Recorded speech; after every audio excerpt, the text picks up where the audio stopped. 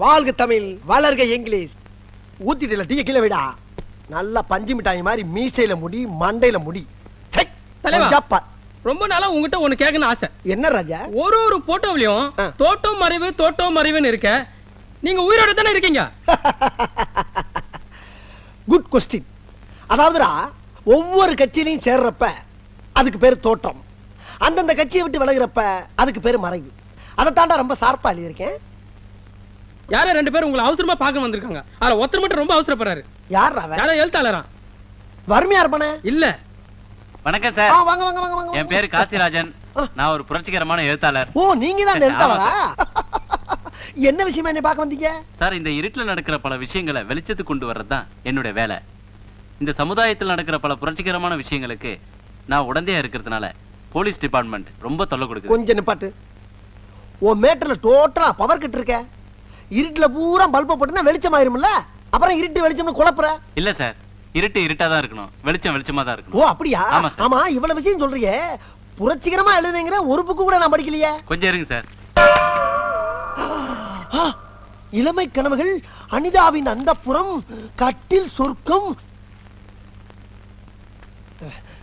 அட அறிவு கட்ட மூதேவி, ஏண்டா இந்த மாதிரி புக் எழுதுனா போலீஸ் உன்னை தேடாம ஜனாதிபதி அவார்டா தருவாங்க? சார், நீங்க என்ன தப்பா நினைச்சிட்டீங்க. ஒரு நிமிஷம். என்ன? இந்தாங்க 1 lakh. 1 லட்சமா? என்னையா சொல்ற? Token advance. அப்படியா? ஆமா. 500 ரூபாய் கட்டு. போலீஸ் டிபார்ட்மெண்ட்ல இருந்து எனக்கு எந்த தொல்லையும் வராம காப்பாத்திட்டீங்கன்னா பேலன்ஸ் நீங்க கேட்டு வாங்கிக்கலாம். நான் கட்டாயம் பண்ணி தரேன் தம்பி, கட்டாயம் பண்ணி தரேன். உங்களை பத்தி ரொம்ப கேள்விப்பட்டிருக்கேன். நீங்க இந்தியாவிலேயே ஒரு பெரிய அரசியல் புரோக்கர்னு கேள்விப்பட்டிருக்கேன். ரொம்ப தேங்க்ஸ். அப்படியா? அப்புறம் இன்னொரு முக்கியமான விஷயம் தம்பி, இந்த புக்கை பூரா நான் ஃப்ரீயா வச்சுக்கலாமா? தாராளமா வச்சுங்க சார். மாசம் மாசம் ஃப்ரீயா வேற அனுப்பி வைக்கிறேன். 10 புக்கு அனுப்பிருங்க. ரொம்ப தேங்க்ஸ் தம்பி, ரொம்ப தேங்க்ஸ். ஐயோ, நான் என்ன செய்வேன்? ஐயா, அந்த இளமை கனவுகள் புஸ்தகத்தை மட்டும் எனக்கு கொஞ்சம் கொடுக்குறீங்களா? போடா வெளியே. ஐயா, உங்க பிறந்த நாள் அதுவுமா உங்களுக்கு எப்படி சூப்பர் சுல்லின் பேர் வந்தது நான் தெரிஞ்சுக்க ஆசைப்படுறேன். என்னுடைய ஆசை மட்டும் இல்ல, நம்ம தமிழ் மக்களோட ஆசையும் கூட அதுதான். எனக்கு தற்புகழ்ச்சி எல்லாம் பிடிக்காது. அதாவது நாய இந்த மாதிரி கேள்விக்கெல்லாம் பதில் சொல்றதுக்கு நான் வந்திருக்கேன். ஒன்ன மாதிரி நாயெல்லாம் எதுக்கு பக்கத்துல வச்சிருக்கேன்? வாயத்துறன்னு சொல்றா என்ன?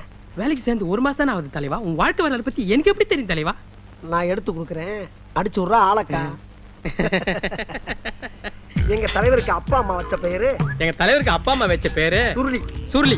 18 வயசு வரைக்கும் கட்ட வரல சூப்பிக்கிறதுனால, 18 வயசு வரல கட்ட வரல சூப்பிக்கிட்டதுனால சூப்பி சுருளி சூப்பி சுருளின்னு செல்லமா கூப்பிட்டாங்க. சூப்பி சுருளின்னு செல்லமா கூப்பிட்டாங்க. எங்க தலைவர் அரசியலுக்கு வந்ததுக்கு அப்புறம், எங்க தலைவர் அரசியலுக்கு வந்ததுக்கு அப்புறம் பொதுமக்களா பார்த்து அதை நவீனப்படுத்தி சூப்பர் சுருளின்னு அதை விட செல்லமா கூப்பிட ஆரம்பிச்சிட்டாங்க. சூப்பர் சுருளி அதை விட செல்லமா கூப்பிட ஆரம்பிச்சிட்டாங்க. எங்க தலைவர் அதை பெருந்தன்மையோட ஏத்துக்கிட்டாரு.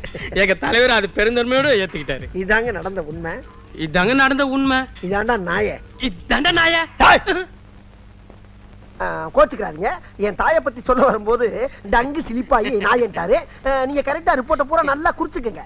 சமீப காலமா நம்ம நாட்டுல அடிக்கடி தேர்தல் வந்துகிட்டே இருக்கு. பிரதமர்களும் மாறி மாறி வந்துகிட்டே இருக்காங்க. ஒரு ஸ்ட்ராங்கான பார்லிமெண்ட் அமையணும்னா என்ன செய்யலாம்?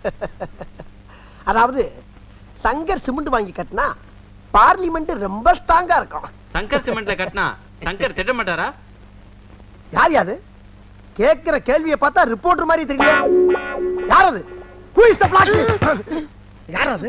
என் மச்சான் தலைவா. ஆமா, அவன் எதுக்கு இங்க வந்தான்? பிரஸ் மீட்டிங் பார்க்கணும்னா அதான் கூட்டி வந்தேன். ஏண்டா பீச்ல மீட்டிங் நடக்கிறப்ப ஒரு நாயை காணோம், இந்த மீட்டிங் ஆள் கூட்டி வந்திருக்கியா? அதான்டா பண்ணி மேய்க்கிறவன பூரா பக்கத்துல வச்ச பத்தியா? என் புத்திய சப்பல்ஸ்ல அடிக்கிறான். அடுத்த கேள்வி. சென்ட்ரல் கவர்மெண்ட்டுக்கு தான் நிறைய அதிகாரம் இருக்கு. நம்ம தமிழ்நாட்டுக்கு அதிக அதிகாரம் கிடைக்கிறதுக்கு உங்க யோசனை என்ன சார்?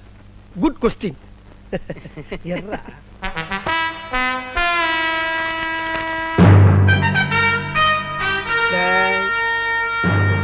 எல்லாரும் ஒரு நிமிஷம் இப்படி வர்றீங்களா? இது எந்த நாட்டுடைய மேப்பு? Good answer.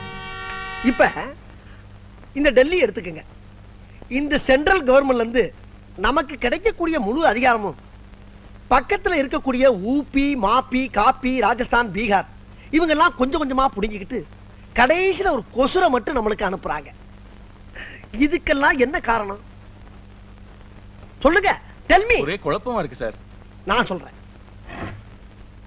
டிஸ்டன்ஸ் தான் காரணம். டிஸ்டன்ஸ். இப்ப டெல்லி இங்க இருக்கு, தமிழ்நாடு அதல பாதாளத்துல தொங்கிக்கிட்டு இருக்கு. டே கிளவா கொஞ்சம் டீ குடுறா. குடு குடு குடு குடு குடு.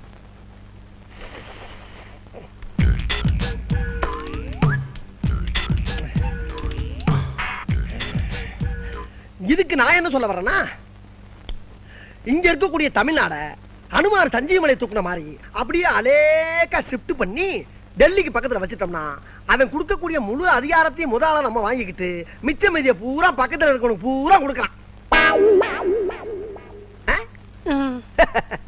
இத சொன்னா நம்மள பைத்தியக்காரன்னு சொல்றாயா.